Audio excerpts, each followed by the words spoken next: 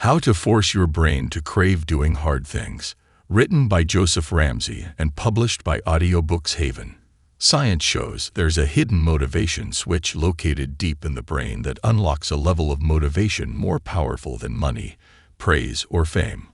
One that practically forces your brain to crave doing the hard work you keep putting off. Now, picture this. You've set your alarm early, determined to start the day right. When it rings, you hit snooze repeatedly. Last night's enthusiasm has already evaporated, and the blanket weighs you down like a concrete slab. The day ahead feels like an enemy to avoid instead of a challenge to conquer. At your desk, the cursor blinks, and your to-do list stares back at you. You know you should work, but something inside you just won't cooperate. Lunch comes and goes. You tell yourself you'll start soon, but the afternoon finds you lost in distractions, chasing trivial tasks while the important ones loom large and untouched. The day ends, and the weight of what you didn't accomplish settles in. As you put your head on the pillow, you feel the sting of disappointment, having fallen short of the potential you know you're capable of. One more day. If you've experienced this sort of depletion in drive, know this: you're not lazy. Procrastination isn't the problem, and there's nothing abnormal about you. The problem is more than a lack of motivation. Rather, the issue is that you lack a specific type of motivation, which we're going to cover in a moment. We're going to cover several science-backed solutions for how to create limitless motivation to do even the most difficult, laborious work. And it starts with upgrading your fuel source. There are two types of motivational fuel. One far outperforms the other. The trouble is, most of us are stuck relying on the weaker of the two. Extrinsic motivation comes from the outside, like money, status, and praise. If your fuel is extrinsic, you act for the sake of a reward. Extrinsic fuel works, but it wanes. That's because, for the brain, anticipation is more rewarding than attainment. Dopamine, which enhances focus and motivation, surges as we anticipate something and plummets upon that thing's attainment. Think of extrinsic rewards like fossil fuels. They come from forces outside your control, offering only a temporary boost. And unfortunately, they eventually run out. Intrinsic motivation, on the other hand, comes from within. It's made up of elements like curiosity, purpose, and mastery. If your fuel is intrinsic, you act for its own sake, and win with or without an external reward. You listen to the song to enjoy the song, not to finish listening to it. Think of intrinsic motivation more like fusion energy, the dominant source of energy for the stars within our universe. It's autonomous, long-lasting, and incredibly efficient. Intrinsic fuel works better than extrinsic fuel, and its compounds. It makes hard work easy, leading to an upward spiral of skill development and access to a flow state, that optimal state of consciousness where we lose ourselves in deep immersion within our work. Extrinsic motivation can get you started, but it's intrinsic motivation that keeps you going. Think of it like this. A rocket needs an extra booster engine to launch, but once it hits escape velocity, the booster falls off, and it can cruise on its remaining engines. So how do you upgrade your fuel source? Well, it starts by focusing on the 5 intrinsic motivators: curiosity, mastery, autotelic purpose, and autonomy. I'm going to show you how to dial up each of these intrinsic motivators for profound, unstoppable levels of motivation. Now, I first felt the deep pain of a lack of intrinsic motivation in my early 20s back in Ireland. I was on the academic path, wanting to pursue a PhD in neuroscience, researching optimal states of consciousness. In my first few years on this path, I had an enormous, insatiable drive. But as time went on, something began to shift. My drive started to wane wildly. Some days, I was reasonably driven, but more commonly, the days started to feel like an endless grind, and I scratched my head wondering, what the hell is going on here? One day, while doing some research with my current business partner, Stephen Cutler, he sent me a breakdown of the intrinsic motivators, the first one being curiosity. Curiosity is the insatiable itch to learn everything you can about your work. Without it, work ends when you leave the office. With it, work is like reading a book you can't put down. For me, on this academic path to a PhD in neuroscience, my curiosity was high. It was all I could think about. I was gobbling up podcasts on the topics of peak states of consciousness. I couldn't stop reading about them, and I couldn't stop talking about this stuff to my friends. So when I read about this intrinsic motivator in Stephen's breakdown, I was confused about why my drive was so flat. Then I read about the next intrinsic motivator, which is purpose without purpose. You're in the proverbial rat race, trading your life for a paycheck in some faceless company that exists just to make money. When purpose is present, you're willing to make sacrifices because the work is a cause you care about. This resonated with me tremendously. On the academic path, my purpose felt really high. I was so passionate about what I was researching, knowing that if we could figure out more about consciousness itself, we could elevate the quality of the human experience for so many people on Earth. But I kept reading about the other intrinsic motivators, wondering at this point why my drive was flat, if curiosity and purpose were high for me. The next one was mastery. Mastery is the pursuit of excellence and continuous improvement. Without this drive, you do just enough to get the job done. With it, you're like a musician who keeps practicing even after the concert's over. Here, I realized, wait a second, my mastery drive is low. I can't endlessly improve my ability to do the activities within my academic work. As I read about the mastery motivator, I thought, maybe this is why my drive is low. Then I came across the fourth intrinsic motivator, autotelicity, which is the love for the activities you do at work. Autotelicity is derived from Greek words meaning self-purpose. It refers to activities that are rewarding in themselves, done for their own sake, rather than for an external reward. With it, you're like one of those programmers you see in the movies who just cannot stop programming because they love the activity of coding in and of itself. Without it, you're like an attorney who can't stand the actual activity at the core of their work, like reading trial cases. That was me with academia. I didn't like designing studies, and I didn't like crunching spreadsheets of data gathered from participants. I realized that even though I loved the topic I was studying, with my curiosity drive being high, and I found plenty of purpose in it, with my purpose drive being high, the actual activities that I did day to day, hour to hour, I hated. It's one thing to love the idea of a field. It's another to love the daily work that involves hour to hour. So my autotelicity was low too, and it was now becoming clear why my drive was sapping down. Lastly, the fifth intrinsic motivator that I read about is autonomy, which is the feeling of being in control of the when, the how, and the what of your work. Without it, you feel trapped, like someone else is pulling the strings. With it, you choose what project to work on, how to work on it, and what time of day you do the work. Your work is truly your own. In academia, for me, autonomy was basically at zero. I was stuck on the academic hamster wheel with 3 out of my 5 intrinsic motivators flatlining, and the other 2, curiosity and purpose, being confined by the lack of autonomy that I felt. Realizing this clarity was incredibly useful because I could then look for a different pursuit that had just as high a level of curiosity and purpose, but also had high autonomy, mastery, and autotelicity. So I used this framework to identify a critical career shift for me, which was moving from academia to business. I co-founded a neuroscience-based research and training business with my partner Stephen Coupler, where my curiosity and purpose were still just as high with the study of consciousness and flow state at the core of what we do. But mastery, autotelicity, and autonomy also went through the roof with this career shift. In terms of mastery, I was reading books, learning how to use financial spreadsheets, and figuring out how to recruit people.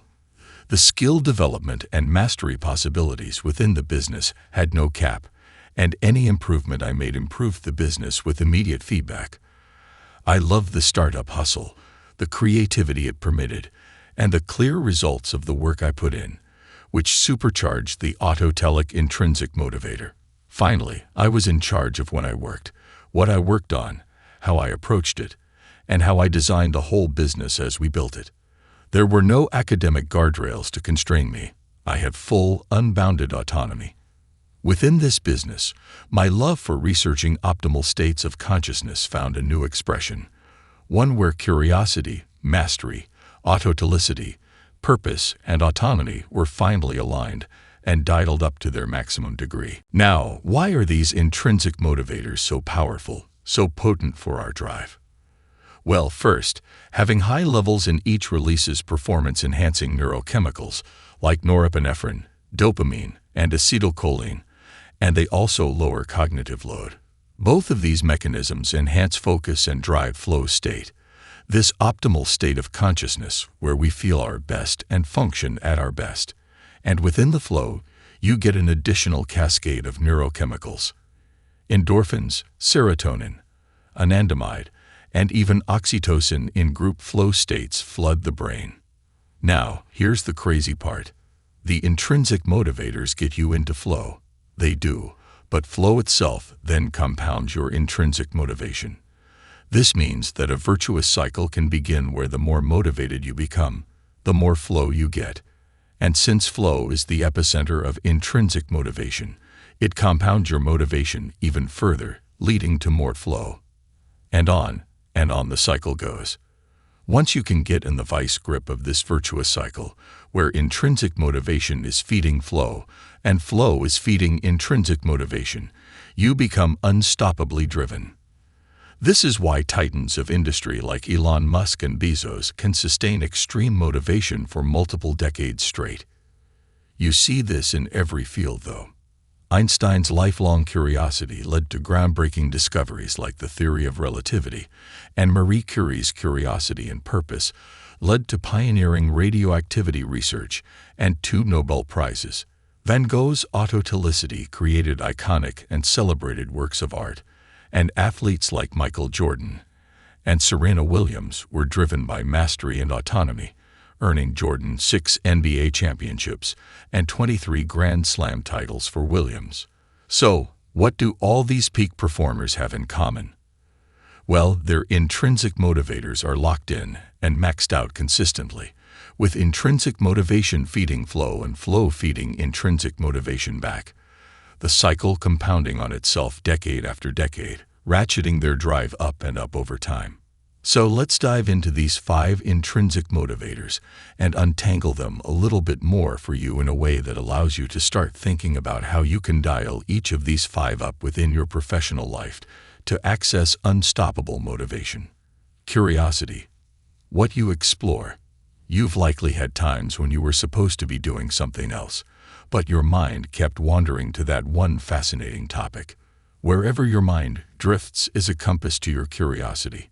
Curiosity is not just wanting to know. It's a feeling of needing to know. As Mihaly, the godfather of flow, put it, the flow concept itself was developed as a result of sheer curiosity.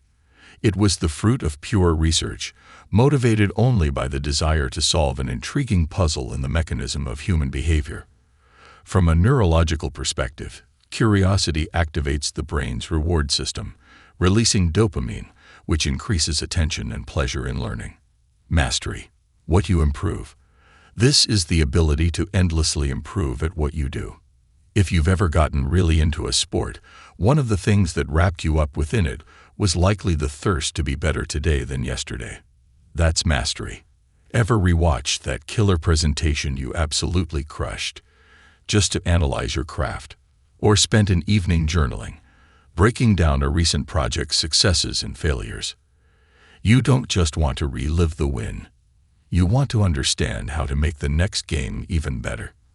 Mastery is about skill acquisition, and it releases dopamine and endorphins, the biochemical markers of progression. These neurotransmitters set up a feedback loop that enhances focus. As skills improve, we seek out greater challenges, leading to an upward spiral of growth and engagement. This involves the challenge-skill balance, a trigger for flow state, with flow being the pinnacle of intrinsic motivation. Autotelicity. What you love. You know the feeling of working late not because you have to, but because you want to. That's autotelicity. The line between work and play starts to blur. Autotelicity is also at the heart of flow state. Indeed, in the original research back in the 1970s, flow was the stand-in word for autotelic experience or activity. As Mihaly observed in the flow state subjects that he studied, with high autotelicity, you behave as if what you're doing is the most important thing in the world. Purpose. What you impact. Purpose takes autotelicity and applies it to a bigger cause or mission beyond yourself. It's the belief that what you do with your work, within those activities that are autotelic for you, contributes to something bigger, something outside of yourself. You've probably had jobs that you were good at, maybe even passionate about, but something felt missing. You found yourself in a rut where you questioned if any of it really mattered. Without a sense of purpose, your job is just a collection of tasks. The meaning found in purpose leads to greater persistence despite challenges. It makes your job not just a paycheck but a mission. It's a neurochemical game changer too, ramping up levels of oxytocin and serotonin, key players in social bonding, mood stability, and long-term well-being. Autonomy. What you choose. Autonomy is that feeling of ownership, that sense of this is mine. Remember the freedom of tackling a project your way, without someone micromanaging, controlling, or even influencing every step. Think about that side project at your job, where there were no strict guidelines, just an objective. You could design it, delegate, decide the approach, and suddenly, work felt like play. Well, that's autonomy being engaged. It's the agency to pursue your curiosities, autotelic activities, and purpose, which all drag up your focus and increase positive emotion. Our brains are wired to thrive when we have a say in our actions. Now let's explore exactly how to max out each of your intrinsic motivators so you can harness this kind of power. First, you want to identify where you currently stand with each intrinsic motivator. With your work in mind, consider how many of these 5 intrinsic motivators are built in and to what extent. Let's take each motivator one at a time again here. Curiosity. How many times over the last 30 days did you have the desire to read, watch, or listen to content related to your work outside of your formal work hours?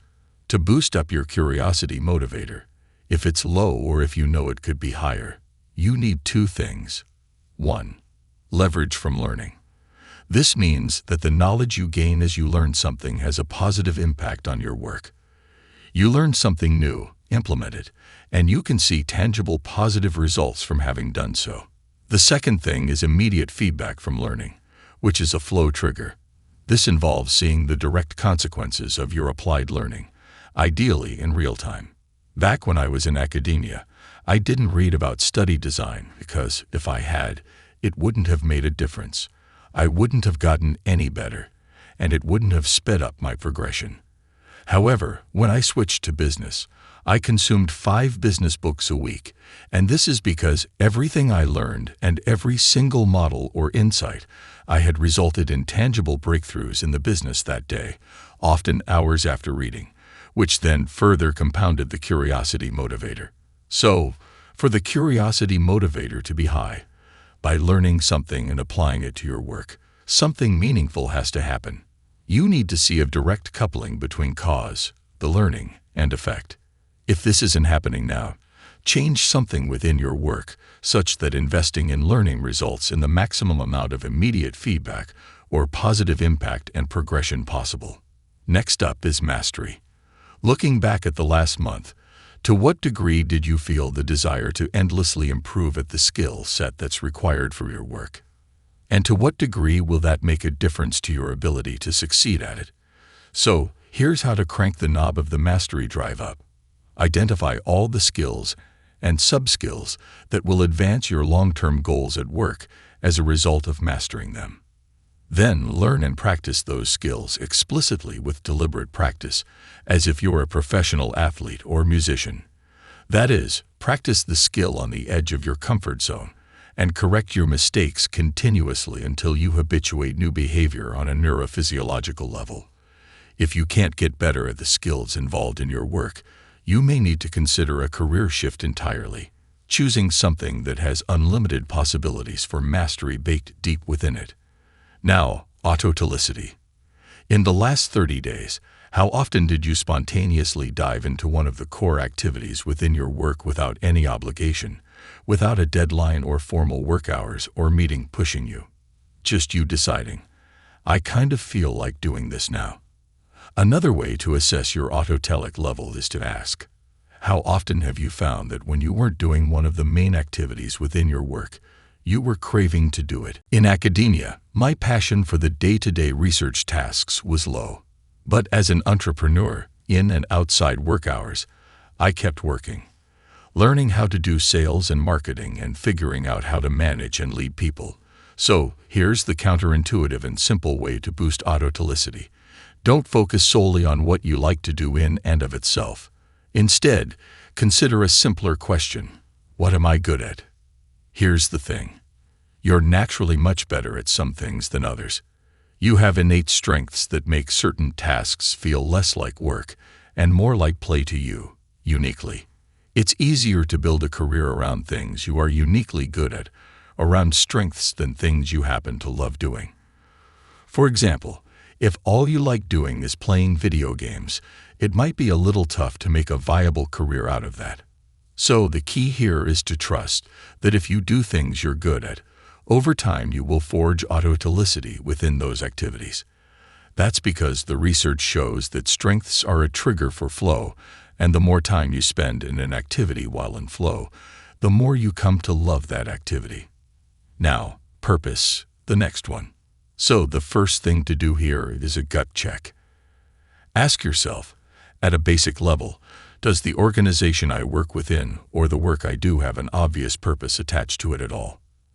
And secondly, is that a purpose I can get behind and feel good pouring my life force into?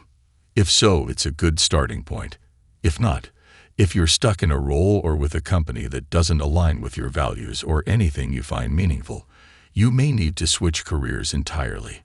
However, if there's even a glimmer of purpose that you can connect with in your current work, here's how to amplify it.